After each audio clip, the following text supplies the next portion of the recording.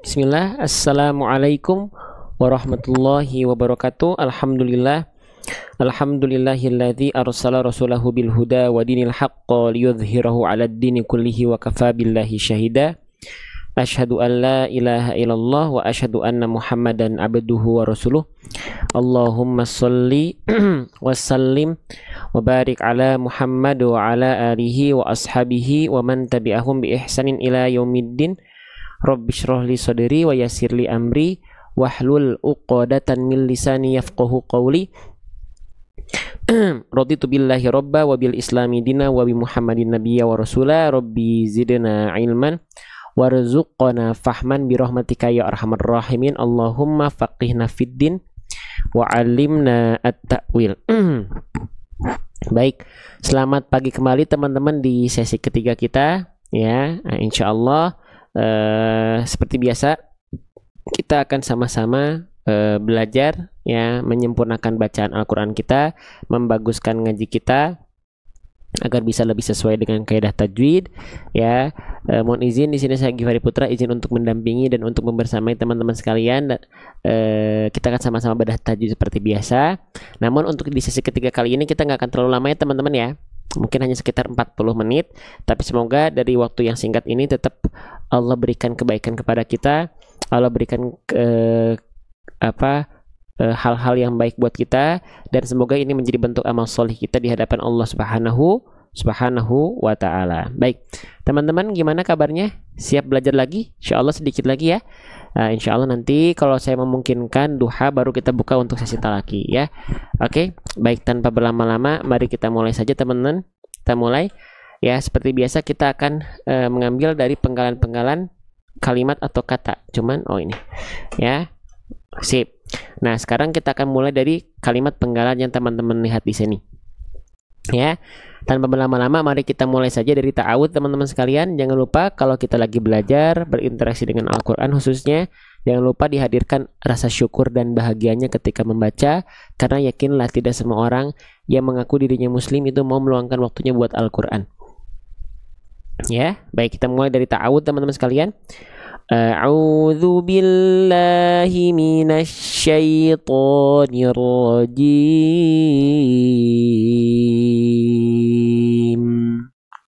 Oke, kita mulai ya. Bismillah. Kita mulai dari huruf yang paling pertama yang akan kita bahas. Apa itu? Nah, perhatikan teman-teman sekalian. Di sini kita mendapati ada huruf apa? Ya, bentuknya seperti huruf apa nih? Ini namanya adalah huruf waw teman-teman sekalian. Ya, namanya adalah huruf waw. Nah, bagaimana cara melafalkan huruf waw teman-teman sekalian? Huruf waw itu persis ya seperti kita melafalkan huruf W sebenarnya. Ya, kita tulis dulu deh nama aslinya ya. Kita tulis dulu nama aslinya. Ini namanya adalah huruf waw. Oke. Nah, jadi jangan bilang ini huruf wa. Kenapa? Karena nggak ada huruf hijaiyah yang namanya huruf wa. Ya, ini namanya adalah huruf waw. Bagaimana cara melafalkan huruf waw teman-teman, sahabat-sahabat bedah tajwid sekalian? Jujur teman-teman, salah satu huruf yang paling mudah dilafalkan salah satunya adalah huruf waw. Tapi saking mudahnya huruf waw dilafalkan, banyak di antara kita dia nggak fokus melafalkan huruf waw. Nggak fokus melafalkan huruf waw. Kenapa? Karena dianggapnya mudah, akhirnya dia nggak fokus. Gitu ya. Kita akan lebih fokus untuk mikirin huruf-huruf yang kita anggap sulit. Gitu. Nah, maka mulai dari hari ini mau dia huruf yang mudah, kita anggap mudah atau kita anggap sulit, ya tetap harus fokus, tetap harus maksimal setiap huruf demi hurufnya gitu ya. Nah, huruf waw itu tentu punya makhraj. Jadi setiap huruf hijaiyah kalau kita pengen sempurna pelafalannya, pengen bagus bacaannya, pengen tepat pelafalannya, maka teman-teman harus tahu setiap huruf hijaiyah itu punya yang namanya makhraj. Makhraj itu apa? Makhraj itu artinya tempat keluar. Nah, di mana tempat keluar dari huruf waw ini ketika dilafalkan? Oke, teman-teman, kita cek bareng-bareng ya. Nih, jadi setiap huruf hijaiyah itu dia punya yang namanya makhraj, teman-teman. Nah, huruf waw itu punya yang namanya makhraj. Makhraj itu tadi apa? Makhraj itu artinya adalah tempat keluar. Nah, di mana tempat keluar dari huruf waw ketika dia dilafalkan? Huruf waw itu dilafalkan dari yang namanya asyafatain. Istilah dalam tajwidnya adalah asyafatain. Bang, apa itu asyafatain? Asyafatain itu artinya adalah kedua bibir. Kedua bibirnya diapain, Bang? li syafatainil wawu baun mimu, kedua bibir untuk huruf waw itu kita posisikan dengan posisi maju seperti selayaknya kita mengucapkan huruf u. Seperti kita melafalkan huruf U. Maka pastikan ketika teman-teman melafalkan huruf waw, intinya dia maju mulutnya alias monyong, muncung, mencucuk mulutnya. Ya.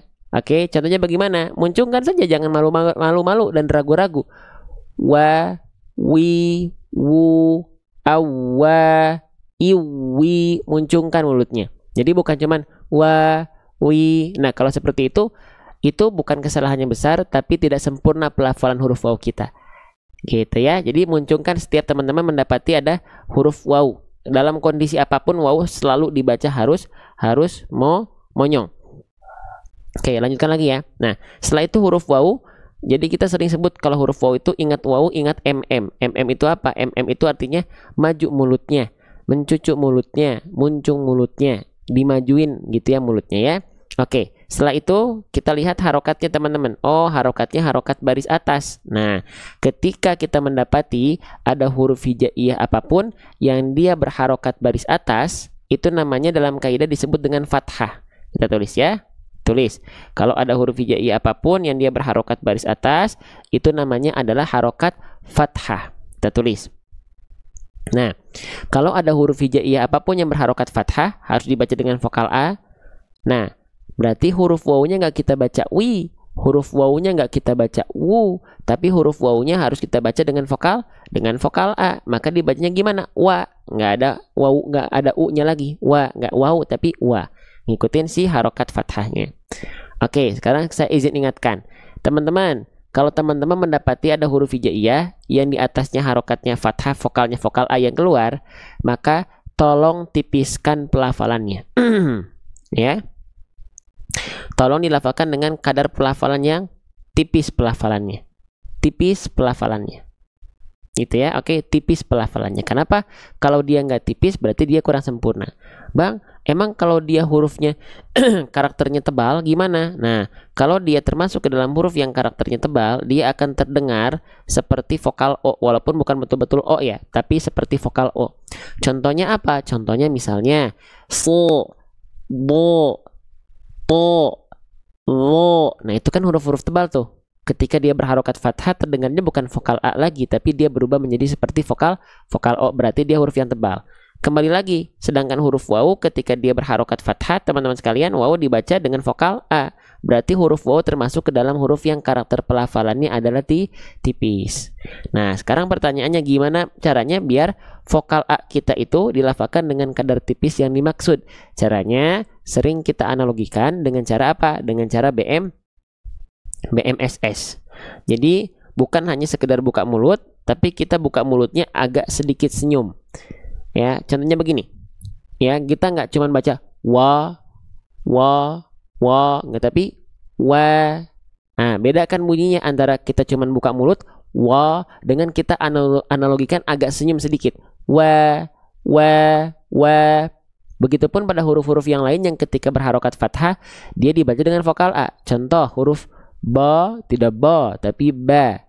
Sa, bukan sa, tapi sa. Fa, bukan fa, tapi fa. Ma, bukan ma, tapi ma. Tipis pelafalannya, ma.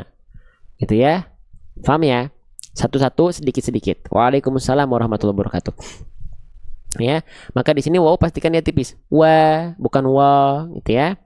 Oke, ini saya izin hapus. Wawunya sudah. Sekarang teman-teman, dari huruf waw ini langsung kita masuk ke mana? Langsung kita masuk ke huruf berikutnya. Apa? Ke sini. Wan. Lah, kenapa bang? Ini bukannya ada fathah ketemu alif. Nih, harusnya kan wa-nya 2 harokat. Nah, yang kita maksud alif di sini, ternyata dia milik huruf lam. Apa nama kaidahnya ada yang tahu? Alif lam? Alif lam apa? Alif lam Qamariyah. Salah. Tapi alif lam syamsiyah. Ya, ebook ini bukan ebook ya, ini Quran. Ebooknya nggak ada. Nah, ini namanya adalah alif lam syamsiyah atau sering kita sebut dengan idgham syamsi. Tulis ya, kita tulis ALS. Berarti huruf waw-nya di sini nggak perlu dipanjangkan, lalu langsung masuk ke mana? Langsung masuk ke huruf yang ada tanda W-nya di sini. Ini namanya apa? Ini namanya tanda tasydid.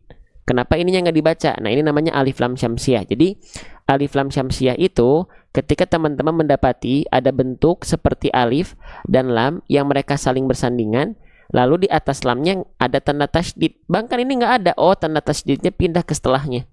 Nah, kalau tandanya tasydid namanya alif lam syamsiah. Cara bacanya dari bentuk seperti alif lamnya nggak usah dibaca. Ya, jadi langsung masuk ke huruf yang ada tanda tasydidnya langsung. Ya, jadi baca one. Gitu, nggak perlu dipanjang-panjangkan. Satu lagi ada teman-teman namanya alif lam komariah. Nah, ini alif lam syamsiah, ya, itu sama. Wash, jadi dari wa langsung masuk ke shin. Wash, ya, alif lamnya nggak dibaca, ditandai dengan tasydid, berarti alif lam syamsiah. Satu lagi nanti ada, ini contohnya di sini. Yang ini, ya, ada bentuk seperti alif lam saling bersandingan, tapi di atasnya tandanya bukan tasydid tapi sukun, tanda petik. Maka namanya alif lam komariah. Cara bacanya sama, dari wa langsung masuk ke huruf yang ada tanda sukunnya, alif lam komariah. Wal. Konsepnya sama, ya, cuman beda tanda saja. Oke, sip. Kembali lagi ke pembahasan. Berarti yang ini adalah namanya alif lam syamsiah. Dari huruf wawunya tak perlu kita panjang-panjangkan, langsung sabat masuk ke huruf yang ada tanda tasydidnya. Oke. Jelas ya? Paham ya? Sip, itu namanya adalah alif lam syamsiah. Bang, kenapa kalau misalnya alif lam yang nggak dibaca, kenapa tetap ditulis? Karena ada kaidah penulisan. Kalau nggak ditulis maknanya jadi aneh. Gitu. Makanya secara penulisan dia tetap ada. Secara pelafalan memang nggak dibaca. Sebagaimana kita melafalkan tidak tahu. Saya tidak tahu. Kan huruf K dan H-nya nggak kedengeran. Saya tidak tahu, nggak kan? Tapi saya tidak tahu. Sama seperti itu. Ada kaidah penulisan yang nggak bisa kita hilangkan hurufnya. Walaupun nggak kita lafalkan, gitu ya. Lanjut, maka dari sini langsung lagi one, ya. Oke, paham sampai sini? Jelas ya? Sip. Nah, sekarang kita masuk ke huruf yang ditandai dengan warna pink. Ya, ini namanya huruf apa teman-teman? Kita tandai dulu pakai warna biru, ya, biar jelas mana yang sedang kita bahas. Nih, ini namanya adalah huruf nun. Ketika dia belum berharokat, namanya adalah nun. Jangan sampai teman-teman bilang ini huruf na. Tidak ada huruf hijaiyah yang namanya huruf na. Ini namanya adalah huruf nun. Bang, bagaimana cara melafalkan huruf nun? Cara melafalkan huruf nun sama seperti kita melafalkan huruf N pada abjad alfabet. Ya, nasi, nanas, nangka, santai, itu adalah huruf nun, itu adalah huruf N, sama, ya. Nah, tinggal kita lihat sekarang. Kalau dia nun, terus dia dibaca bunyi vokalnya A atau U. Dilihat dari apa? Dilihat dari dilihat dari harokat. Harokatnya harokat baris atas, sama kayak huruf waw tadi, harokatnya harokat baris atas. Maka namanya adalah harokat fathah. Kita ingatkan lagi ya, boleh? Kalau ada huruf hijaiyah apapun, di atasnya ada baris atas, itu namanya adalah fathah. Huruf berharokat fathah, dia harus dibaca dasarnya pakai vokal A. Maka huruf nunnya dibaca dengan vokal A, bukan dibaca nun lagi, tapi ngikutin si harokatnya. Maka nunnya dibaca menjadi na. Ingat, kalau dia fathah dibaca dengan vokal A, berarti dia termasuk ke dalam huruf yang tipis. Maka tipiskan setiap vokal A yang muncul pada huruf berarti tipis. Ya, maka nunnya nggak dibaca no, tapi nunnya dibaca na. Tipiskan pelafalannya, bukan no, tapi na. Bukan fa, tapi fa. Bukan sa, tapi sa. Tipiskan pelafalannya. Ya, oke. Nah, huruf nunnya sudah. Sekarang kita lihat dulu teman-teman. Nah, sudah. Sekarang kita lihat, tadi kan ada tanda tasydid di atasnya ya.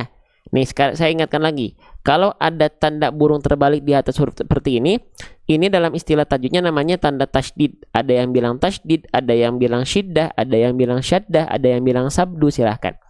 Ya, cuman kita sebut dengan tanda tasydid.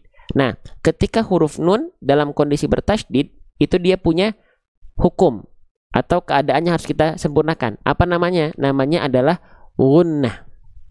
Ya, kita lihat namanya adalah gunnah. Oke, ada yang bilang gunnah musyaddadah, ada yang bilang wajibul gunnah, gunnah asliyah, tajibul gunnah akmal, silahkan. Ya, tapi bahasan dasarnya dia namanya adalah gunnah. Ya, oke, apa itu gunnah? Kita tulis. Gunnah itu artinya adalah dengung, teman-teman sekalian. Ya, nah, dengung itu apa, Bang? Dengung itu adalah suara-suara yang kita hasilkan masuk ke dalam rongga hidung. Suara-suara yang jelas yang masuk ke dalam rongga hidung, ya, itu dia disebut dengan gunnah atau dengung. Itu yang disebut dengan dengung. Nah, Bang, bagaimana cara membuktikan bahwasanya nun itu dia betul gunnah, dia itu betul dengung? Caranya gini, kalau kita ingin membuktikan apakah nun bertasydid itu betul gunnah, caranya kita tahan bunyi an-nya, an, lalu kita tahan lama, an. Setelah kita tahan, sambil kita tutup hidung kita. Apabila ketika ditutup hidung kita suaranya hilang, maka dia gunnah, ya, bahkan gunnahnya tingkat paling sempurna. Tapi kalau misalnya ketika ditutup dia sama sekali tidak berpengaruh, suaranya tetap jelas, maka itu bukan gunnah, dia bukan dengung. Contoh,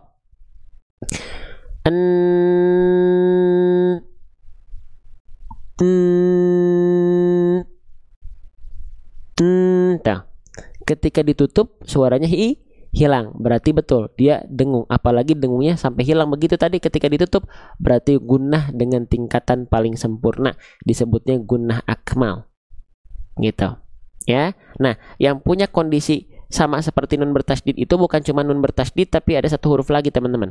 Apa? Satu huruf laginya namanya adalah mim bertasydid. Nah, mim bertasydid juga ketika dia bertasydid dia adalah gunnah. Sama, dia juga dengung. Contohnya huruf mim. Amma, am. Nah, ketika nahan amnya coba kita tutup hidung kita. Am, tuh, hilang kan? Berarti betul, mim bertasydid juga dia gunnah. Artinya dia dengung, gitu. Paham ya? Jelas ya? Nah, lalu setelah kita udah tahu dia dengung, terus gimana bang? Nah, misalnya udah tahu nih dia dengung, maka jangan lupa dia kalau ada nun bertasydid atau mim bertasydid, ya ketika gunnah, maka dia dibaca harus ditahan. Kita tulis ya, ditahan dulu an-nya, dengungannya selama dua harokat. Oke? Ya, maka ketika kita baca wanna, tahan dulu, jangan lepas langsung ke vokal A-nya, ya. Jangan langsung lepas ke vokal A-nya. Coba lagi, coba. Wanna, tuh. Wanna, tuh. Jadi an-nya ditahan dulu 2 harokat, an-nya, dengungnya, gunnahnya tahan dulu. Wanna. Ya. Nah, nanti kalau teman-teman pembahasannya, sekarang kita cek, bener nggak pembahasan yang tadi kita tulis coret-coret di sini? Bener nggak? Kita cek di sebelahnya. Tuh, ya. Hukum tajwidnya adalah gunnah, ya. 2 harokat dibaca dengung. Nah, ini penjelasannya. Apabila kita mendapati ada mim bertasydid atau nun bertasydid yang dibaca mim bertasydid dan nun bertasydid, maka dia dibaca dengan dengung yang ditahan selama 2 harokat. Gitu ya. Paham nggak teman-teman sekalian? Ya. Nah, maka dijelaskan juga dari segi bentuk tajwid multicode-nya. Jadi kalau teman-teman hataman nemuin ada hukum tajwid gunnah, kalau pakai Al-Qur'an ini ada tanda-tandanya nih. GH itu artinya apa? GH itu artinya adalah gunnah. Lalu de itu apa? De itu artinya dengungkan. Ya, selama berapa lama? 2 harokat. Gitu. Emang nanti nih multikodenya ini dipakai di mana? Dipakai kalau lagi ngaji. Tuh. Tuh, ya. Ayat yang tadi tuh dipakai kalau lagi ngaji tuh. Tuh, ini banyak multikodenya kalau kita lagi belajar. Itu kepakainya di situ. Ya. Nah, kalau kolom ini dipakainya buat apa? Buat bedah tajwid secara langsung. Gitu. Jadi dari segi simpelnya ada, dari segi bedah tajwid secara mendalamnya juga ada. Gitu ya. Lanjut lagi. Nah, maka kita tahan 2 harokat teman-teman. Wan, makanya di latinnya di sini buat belajar dia an-nya ditulis 2. Ya. Wan nahari. Nah, gitu. Ya. Jelas insyaallah ya. Baik. Kita lanjutkan kembali. Ini saya izin hapus dulu. Bisa? Mudah nggak? Termudahkan nggak teman-teman? Sok dilihat fiturnya, dilihat pelafalannya, ya. Semoga terasa mudah, ya. Semoga kerasa mudahnya, ya. Oke, lanjut. Selanjutnya nunnya sudah kita lanjutkan. Walaupun hukum tajwidnya udah beres, fiturnya kita bahas. Yang kita bahas bukan cuma hukum tajwid, seperti biasa kita akan bahas huruf. Lanjut lagi. Sekarang kita masuk ke huruf berikutnya, teman-teman. Di sini kita mendapati bentuk huruf seperti simpul angka 8. Ya, ini namanya huruf apa? Ini namanya adalah huruf H. Kalau di kita sering disebut dengan H besar. Nah, gitu ya, H besar atau H boleh, ya. Bagaimana cara melafalkan H? Siapa di antara teman-teman yang melafalkan H besar itu masih dulu punya anggapan dilafalkan dari dada? Boleh komen dong. Ya, siapa yang teman-teman masih atau dulu sempat ya menganggap bahwasannya H itu dilafalkan harus dari dada. Kalau misalnya ada dulu, misalnya atau sekarang sampai sekarang masih ada, maka itu kurang tepat teman-teman sekalian. Kenapa? Karena hak besar itu nggak dilafalkan dari dada. Dia punya makhraj. Kita ingatkan lagi, setiap huruf hijaiyah teman-teman dia punya yang namanya makhraj. Makhraj itu apa? Makhraj itu artinya tempat keluar. Nah, di mana tempat keluar dari huruf hak besar ketika dia dilafalkan? Ayo kita cek bareng-bareng pakai buku saya, namanya metode seru hijaiyah, karena seseru itu belajar huruf hijaiyah ya. Nah, hak nih. Nah, hak itu bentuk dasarnya hak besar tuh begini ya. Nah, sekarang kita kenalan. Hak tuh gimana? Dia dilafalkannya seperti apa? Hak itu dia punya yang namanya makhraj. Makhraj itu apa? Makhraj itu artinya tempat keluar teman-teman sekalian. Ya, tempat keluar. Nah, di mana tempat keluarnya huruf hak besar nih? Tempat keluar huruf hak besar nih dia lafalkan dalam istilah tajwid adalah aqsal halqi. Apa itu aqsal halqi? Aqsal halqi artinya adalah tenggorokan paling bawah atau tenggorokan paling pangkal. Nah, nanti sekarang kita jelaskan juga nih. Dalam membaca Al-Qur'an, tenggorokan itu dipecah menjadi 3 bagian.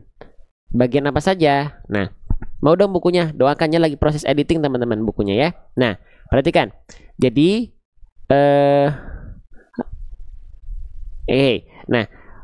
dalam membaca Al-Quran, tenggorokan itu dipecah menjadi 3 bagian. Ada tenggorokan yang saya tunjuk nih, ini tenggorokan paling luar. Tenggorokan paling luar atau sering disebut dengan ujung tenggorokan. Huruf yang keluar dari sini ada 2 teman-teman. Apa saja? Huruf ghain dan huruf kha. Nah, huruf ghain dan huruf kha itu dilafalkan dari sini. Kho dari tenggorokan paling luar. Oke. Nah, tapi fokus kita sekarang bukan di sini. Lanjut lagi teman-teman. Ketika kita lafalkan huruf ghain dan kho ya di sini. Tapi kalau kita masuk lagi sedikit, ini namanya adalah tengah tenggorokan. Ya, atau dalam istilah tajwidnya namanya wastul halqi. Huruf yang keluar dari bagian tengah tenggorokan ada 2. Huruf ain dan ha kecil atau ha. Ha dia ditekannya di sini. Ya, di bagian tengah tenggorokan. Kalau kita lebih dalam lagi ke bagian titik ya yang berwarna putih di sini. Nah, inilah lokasi tempat keluarnya huruf hamzah dan ha besar. Nah, ternyata ha besar itu tumpuannya di sini, bukan dari dada. Ha besar itu dilafalkan bukan dari sini, tapi dari pangkal tenggorokan, bukan dari dada. Jadi nggak perlu kita lafalkan ha hi hu ya bertumpu pada dada teman-teman semua, maka pelafalan teman-teman pasti akan lebih boros.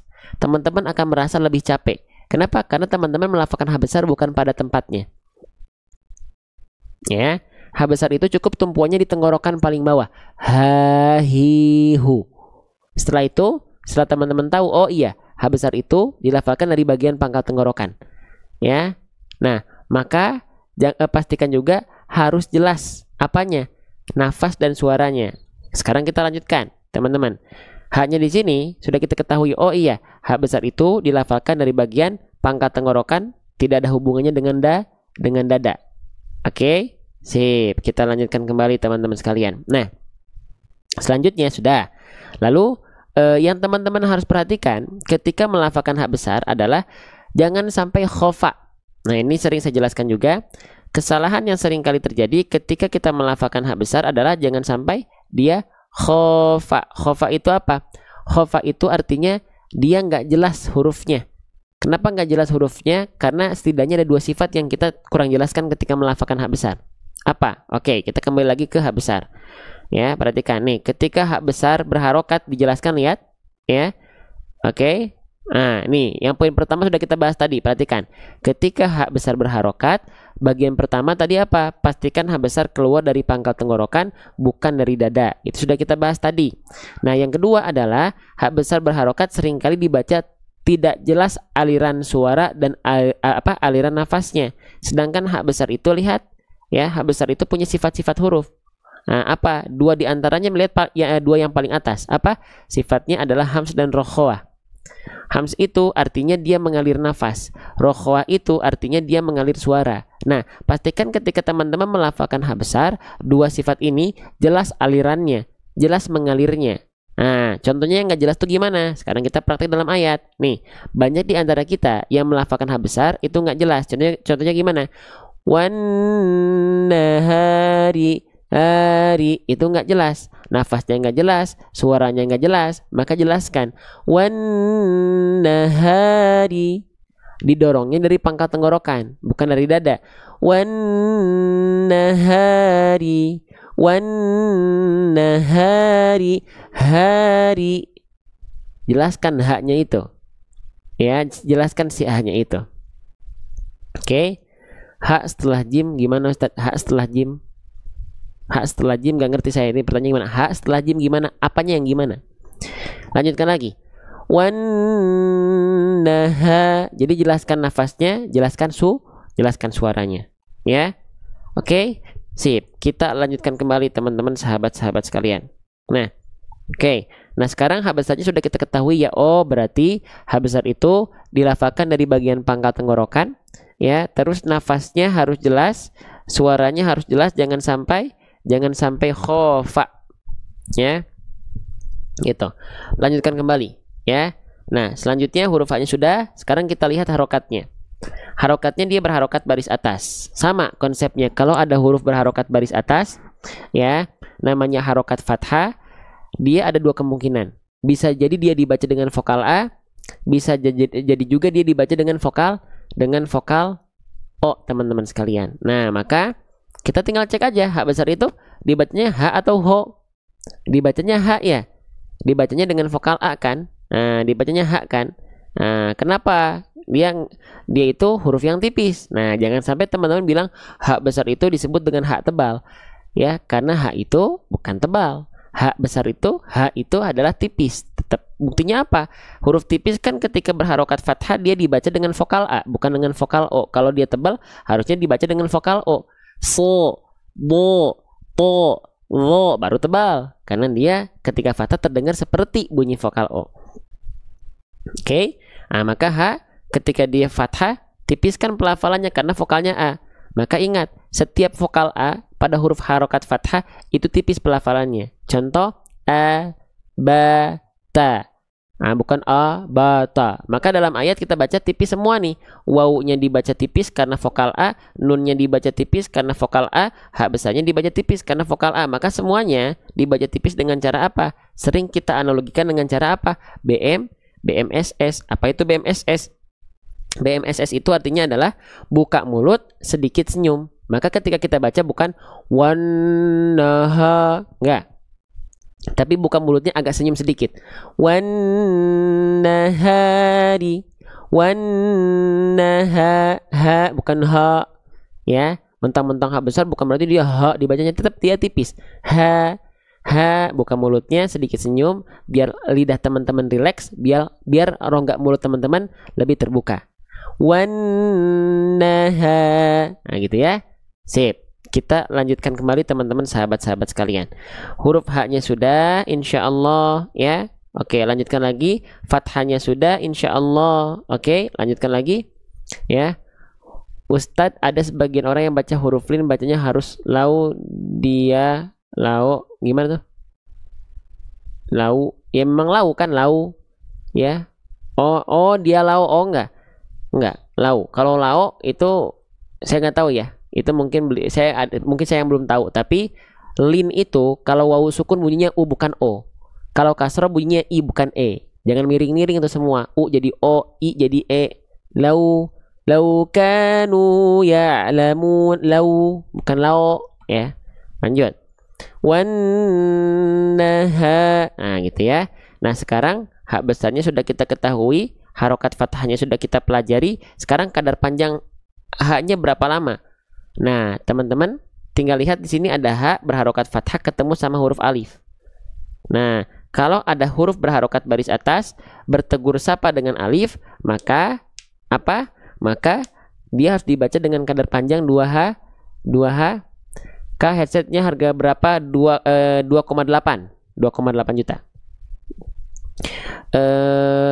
Maka dia dibaca harus 2 harokat, teman-teman sekalian.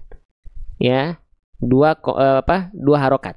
Nama hukum tajwidnya apa? Nama hukum tajwidnya adalah mad tabi'i. Ya, namanya mad tabi'i. Teman-teman ada yang bilang mad asli silahkan, ya. Tapi saya biasa sebut dengan mad tabi'i. Ya, mad tabi'i. Maka mad tabi'i itu dibaca kadar panjangnya harus 2 harokat. Ya, maka kita baca 2 harokat itu segimana? Oke, teman-teman perhatikan. Dua harokat itu buat teman-teman yang masih suka kepanjangan, teman-teman yang masih suka kependekan. Dua harokat itu cukup diayunkan 2 kali ayun. Buat teman-teman yang baru belajar, yang masih bingung segimana kadar panjang dua harokat, cukup diayunkan. Wan nahari. Lagi. Wan nahari. Nah, udah diayunkan aja. Hari. Kalau misalnya kita praktekkan pada basmalah, ya. Bagian la dan maknya buat teman-teman yang suka kepanjangan, ya. Bismillahirrohmani. Nah, itu kan la dan maknya kepanjangan banget tuh. Maka biar bisa menakar dua harokat itu diayunkan aja.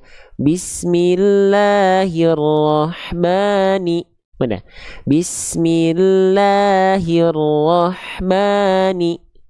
Nah, insya Allah kalau diayunkan seperti itu, dua harokatnya akan lebih terjaga teman-teman sekalian, ya. Tapi bukan berarti matobi itu harus selalu diayunkan, ya enggak. Itu buat teman-teman nakar, ya, buat belajar awalan, masih kadang-kadang suka kepanjangan, kadang-kadang suka kecepatan, kependekan gitu ya. Nah, itu dua harokatnya dijaga dengan ayunan itu, ya. Oke, 2 kali ayun. Kenapa? Karena dua harokat, jadi kita ibaratkan 2 kali ayun. Oke, lanjut lagi. Wan nahari. Nah, ya. Sekarang teman-teman perhatikan baik-baik. Sudah ya. Nah, sekarang kita masuk ke huruf ro. Huruf ro di sini teman-teman sekalian perhatikan, ya. Nah, ini namanya adalah huruf ro.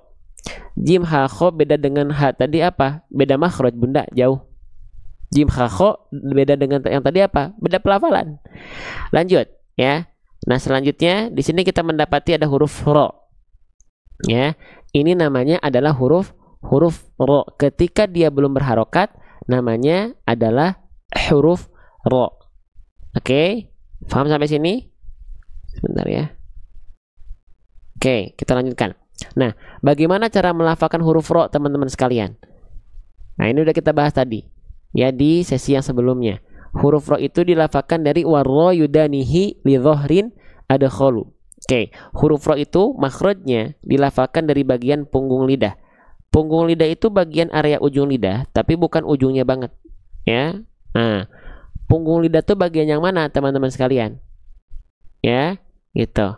Di mana huruf ro dilafalkan? Dari punggung lidah. Mana punggung lidah? Nih. Huruf ro punggung lidah. Kita cek dulu di sini ya. Oke, perhatikan. Nah, nih. Ini kita ibaratkan adalah lidah kita. Ya. Oke.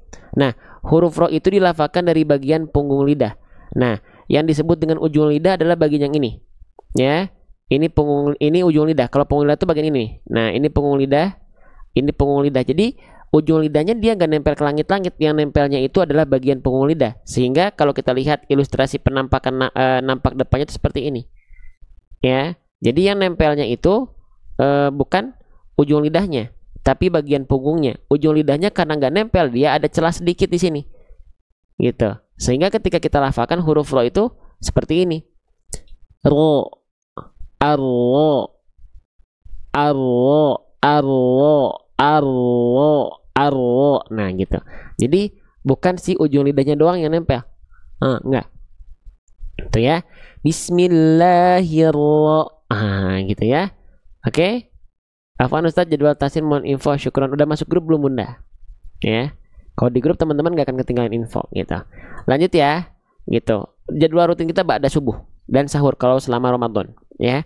Oke, paham ya sampai sini ya? Sip. Nah, jadi dia yang disentuhkan bukan bagian ujung lidahnya banget, tapi bagian punggung lidah, ya. Nah, selanjutnya sudah huruf ro-nya sudah kita ketahui, tinggal teman-teman latih sedikit-sedikit, ya. Oke. Oke. Selanjutnya di sini saya izin tutup, hapus. Nah, sekarang ro-nya dia berharokat baris bawah. Nah, sekarang kita kenalan sama harokat baris bawah. Ketika kita mendapati ada huruf hijaiyah apapun yang dia berharokat baris bawah disebut dengan harokat kasrah, maka dia harus dibaca dengan vokal i. Ya, saya ingatkan, kalau teman-teman mendapati ada huruf hijaiyah apapun yang dia berharokat baris bawah, ya, maka huruf tersebut dia harus baca dengan vokal, dia dibaca dengan vokal i. Oke, maka huruf ro-nya di sini kita baca tidak ro lagi wan naharo, nggak, tapi kita baca wan nahari. Nah, dibaca dengan vokal i, teman-teman sekalian ya.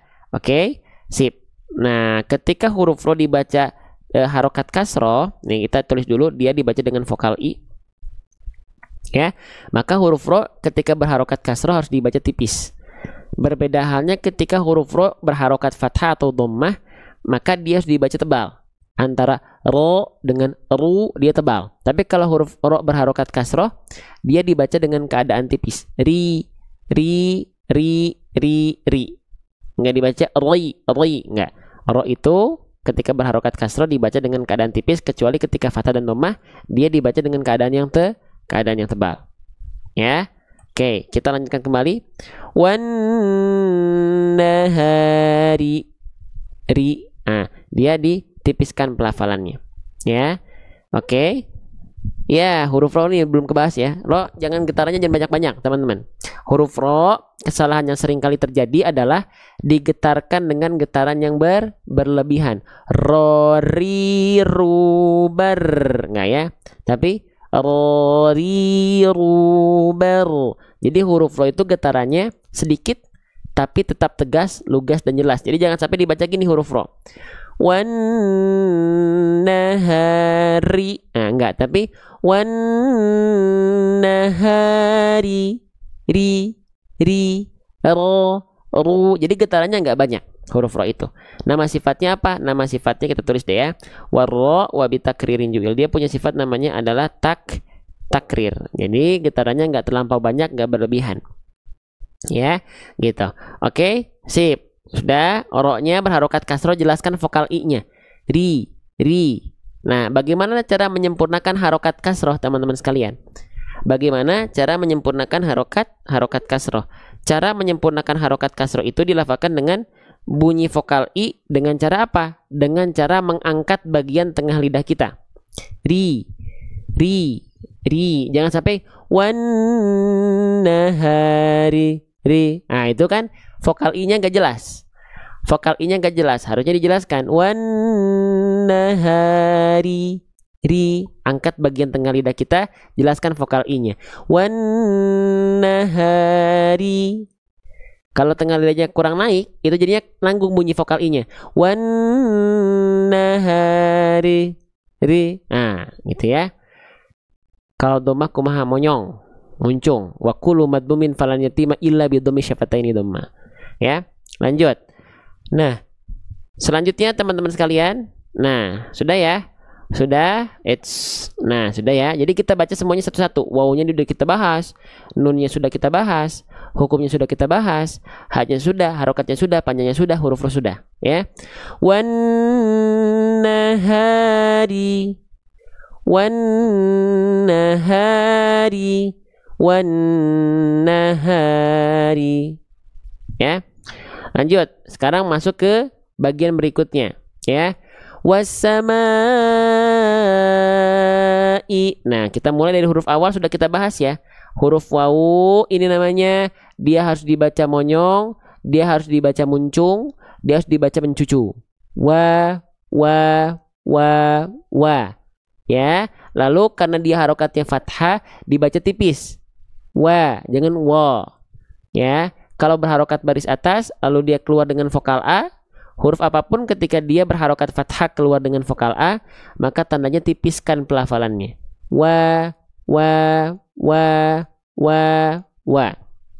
Lanjut lagi nanti duha kalau kita live ya. Wasama. Nah, dari wa langsung masuk ke huruf sin. Karena di sini ada alif lam syamsiah. Ya. Wasama. Wa-nya nggak perlu dipanjang-panjangkan. Kenapa? Ya, Bang, bukankah ini ada fathah ketemu alif? Nah, alif yang kita anggap di sini ya bukan alif mad, tapi ini sebenarnya hamzah wasol. Jadi alifnya ini punya si huruf lam. Ya, namanya alif lam syamsiyah atau idgham syamsi. Ya, idgham syamsi itu ketika kita mendapati bentuk seperti ya alif lam bersandingan, di atas lamnya biasanya ada tanda tasydid. Kalau nggak di atas lamnya berarti di setelah lamnya ada tanda tasydid. Maka namanya alif lam syamsiyah. Teman-teman harus bedakan dengan alif lam komariah. Kalau Qamariyah tandanya sukun di atas lam. Gitu ya. Nah, kalau ada alif lam syamsiah seperti ini, maka dari wawu langsung masuk ke huruf yang ada tanda syamsiahnya. Was, nggak perlu dipanjang-panjangkan wawunya ya, tapi langsung masuk, dimasukkan ke huruf sinnya. Wassama, gitu ya. Oke. Sip, duduk. Ya. Baik, kita lanjutkan kembali.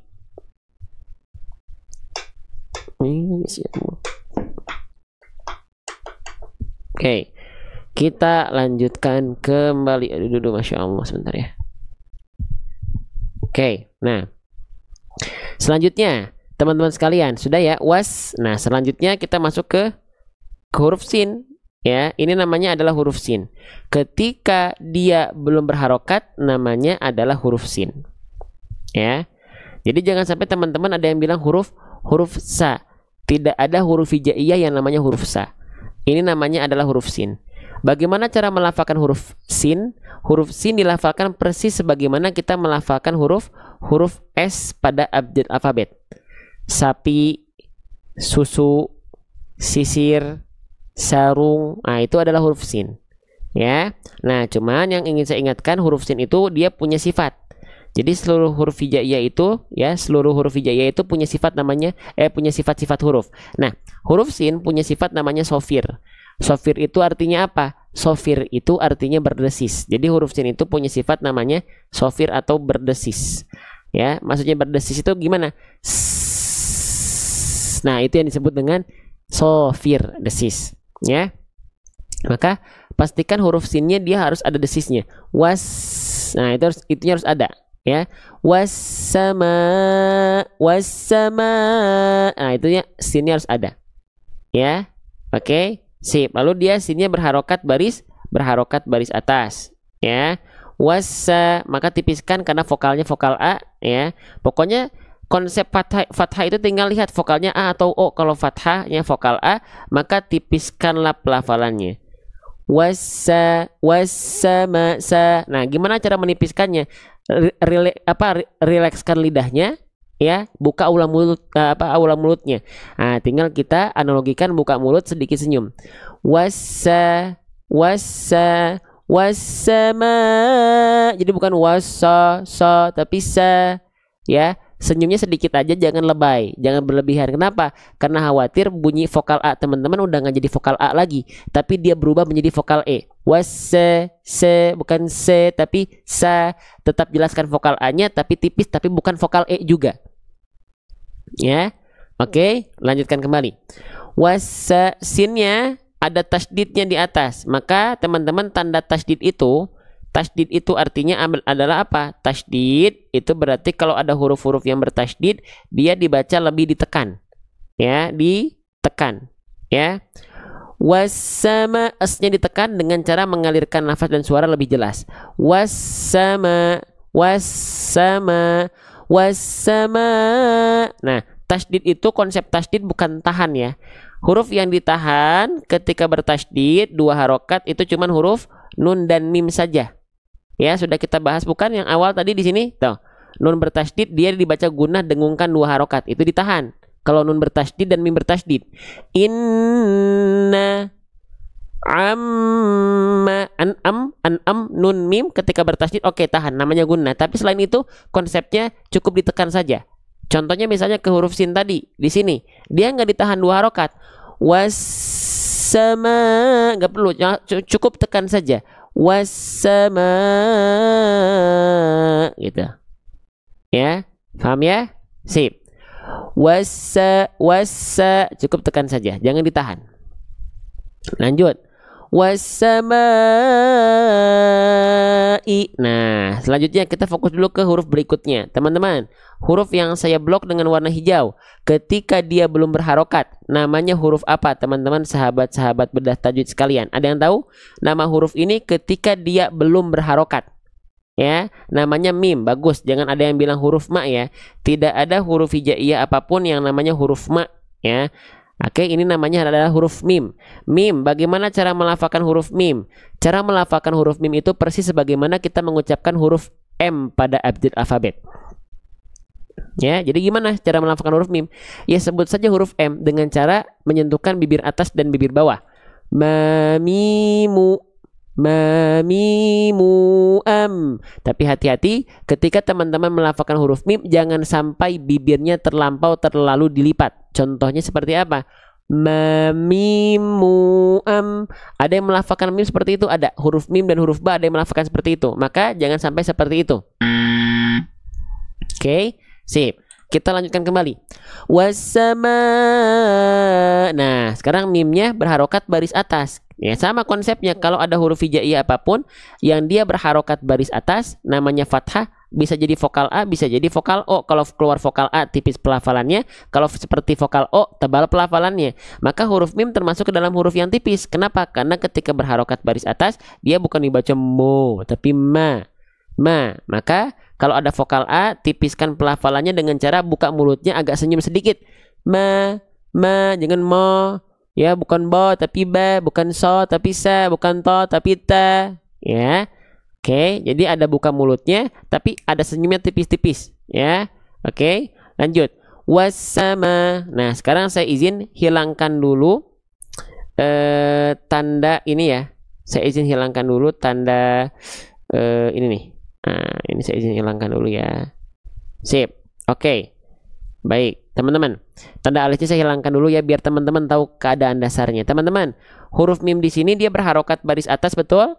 Ya. Lalu mimnya berharokat baris atas, perhatikan, berharokat baris atas, lalu ketemu sama huruf alif setelahnya. Oke, saya izin bertanya.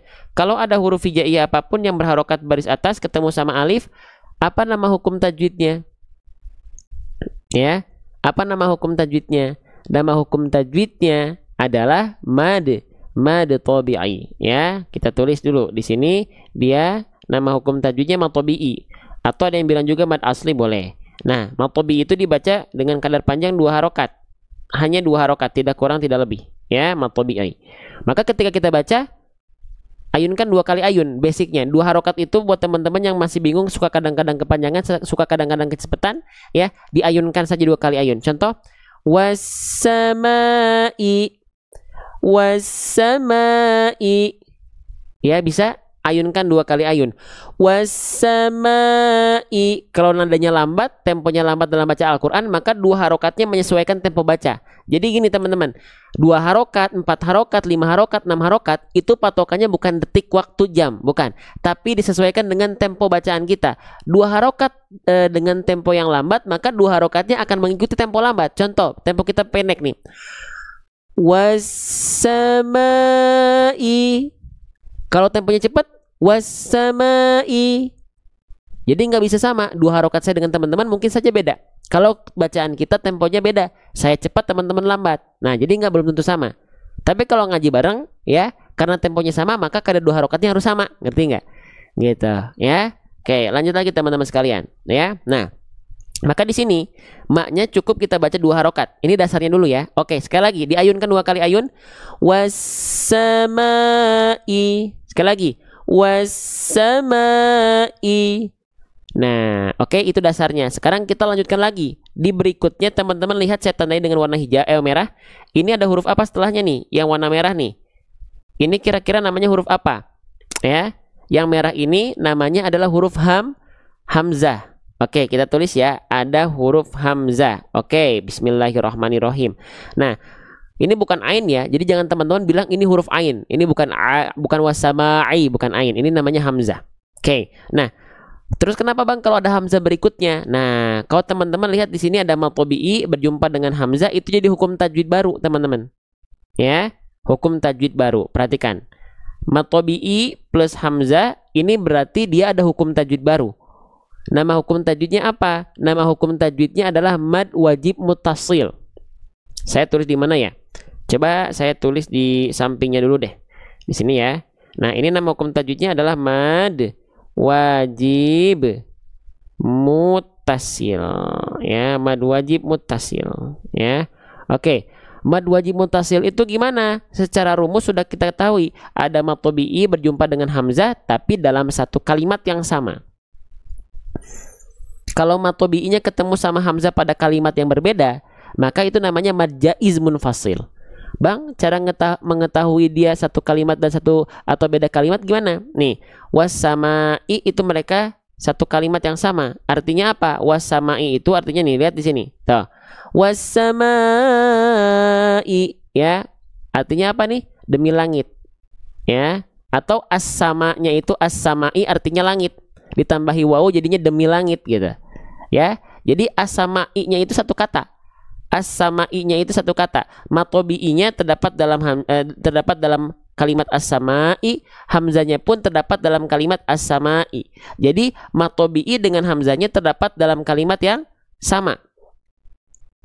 Terdapat dalam kalimat yang sama, alias tidak terpisah. Ya, kita tulis ya. Itu dia tersambung. Ya, dia tersambung atau tidak terpisah. Ya. Nah, kalau terpisah itu namanya mad jaiz munfasil. Ya, gitu. Kata atau kalimat sama ya. Kata dan kalimat itu sama. Kata itu Indonesia, kalimat itu Arab. Kata dalam bahasa Arab itu namanya kalimat. Kalimat dalam bahasa Indonesia adalah kata. Ya, beda. Jadi kalau kalimat dalam bahasa Arab itu bukan berarti kalimat susunan kata di Indonesia, beda.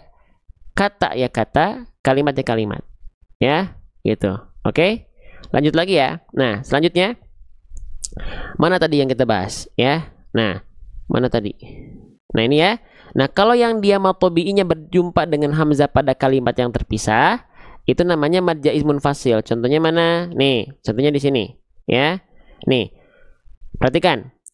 Bitowaha. Nah, kalau ini disambung dengan awal ayat 12-nya, ini kan akhir ayat 11 nih. Bitawahai. Nah, itu kalau disambung ada matobi'i yang berjumpa dengan hamzah tapi pada kalimat yang terpisah. Ini kan terpisah, ya. Matobi'inya di kalimat bitawaha, hamzahnya di kalimat idzi. Maka mereka ketemu tapi pada kalimat yang terpisah. Namanya kalau ketemu mad jaiz munfasil. Tapi kalau mereka nggak ketemu nih, gini doang bacanya, maka ini tetap jadi matobi'i, nggak dibaca panjang. Bitawaha. Udah 2 harokat aja. Bang, kan ini ada alis. Ya, alisnya itu aktif kalau matobi'inya berjumpa dengan hamzah. Iya. Oke. Jadi kalau dia terpisah antara matobi'i dengan hamzahnya, namanya mad jaiz munfasil. Ya. Oke. Sip. Kita lanjutkan. Nah, selanjutnya teman-teman sekalian, maka di sini kita baca wasamai. Kalau ini mereka memang satu kalimat yang sama. As-sama dengan i itu mereka enggak as-sama satu kalimat, ma'i satu kalimat, enggak. As-samai satu kalimat yang di dalamnya sudah terdapat mad tabi'i dengan hamzah. Nah, kalau satu kalimat yang sama itu namanya mad wajib mutasil, ya. Oke, gitu. Nah, ditandai dengan alis. Nah, dibacanya boleh berapa harokat? Mad wajib mutasil itu boleh dibaca 4 harokat atau 5 harokat. Berarti dia nggak dibaca 2 harokat lagi. Karena sudah jadi mad tabi'i, ya udah jadi mad wajib mutasil. Ya. Paham ya? Nah, nanti dimudahkan teman-teman tinggal lihat fitur aja ini. Tuh. Di sampingnya. Tuh, jadi apa tadi? Mad wajib mutasil, pertemuan antara salah satu huruf mad. Bang, katanya mad tabi'i. Nih, alif itu kan huruf mad. Pemanjang. Maka sama dengan huruf mad atau mad tabi'i sama aja, bertemu dengan hamzah pada satu kalimat atau satu kata yang sama, nggak terpisah, ditandai dengan tanda alif di atasnya, dibaca panjang 5 harokat, ya. Tuh, boleh Bang, kenapa nggak ditulis 4 atau 5? Nah, walaupun mad wajib mutasil itu boleh 4 harokat, boleh 5 harokat, tapi tetap teman-teman harus konsisten. Kalau mau 4 harokat ya semuanya 4 harokat, ya. Kalau 5 harokat ya semua 5 harokat, ya. Oke, paham? 4 harokat ya semua 4 harokat, 5 harokat ya semua 5 harokat. Gitu, makanya di Al-Quran ini kalau di fiturnya dia diajak konsisten teman-teman, mad wajib mutasilnya itu di 5 harokat tuh. Mad wajib mutasil, MW, pan, panjangkan selama berapa harokat? 5 harokat konsisten. Gitu, ya. Nah, maka dibacanya gimana? Seperti 5 hitungan pelafalan. Wassamai, ya, wassamai. Nah, begitu. Oke, sudah ya, sudah beres aja, ya. Oke, apa nih? Ustadz, huruf hamzah itu sama seperti huruf alif? Atau huruf alif itu yang seperti apa? Alif itu yang tadi, alif itu fungsinya untuk memperpanjang baca. Huruf yang kita baca a i u itu namanya adalah hamzah. Ya. Yang a i u itu namanya adalah hamzah. Kalau alif dia cuma memperpanjang baca, kayak matobi'i itu kan ada apa namanya? Ada alif sebelumnya fathah. Nah, itu dibaca panjang 2 harokat. Gitu. Background bubble face-nya nggak bisa diturunin lagi ke bawah lagi, nggak bisa. Gitu ya teman-teman ya. Paham ya? Oke. Tapi Mas belum tahu tentang makna dari huruf per huruf ya, makanya teman-teman ada Al-Qur'annya kan macam-macam sekarang. Nah, ada Al-Qur'an begini, teman-teman bisa lihat dari sini ya, dikasih tanda gitu ya. Tuh, yang mad wajib mutasil mana, yang mad jaiz munfasil mana ya, gitu. Ya. Jadi nggak masalah kalau teman-teman belum tahu ya, ikuti saja ini panduan-panduan fiturnya. Gitu, makanya ada penjelasan seperti ini biar teman-teman bisa belajar ya, gitu. Mana tadi ya, kehapus ya, mana tadi ini, gitu. Makanya ada pembahasan seperti ini di Al-Qur'annya ya, gitu ya. Jelas sudah ya nampaknya ya, gitu. Jadi makanya sekarang kan Al-Quran tuh banyak teman-teman, ada Al-Quran yang buat hafalan, ada Al-Quran yang pembahasan hukum tajwid gitu. Shadaqallahul azim.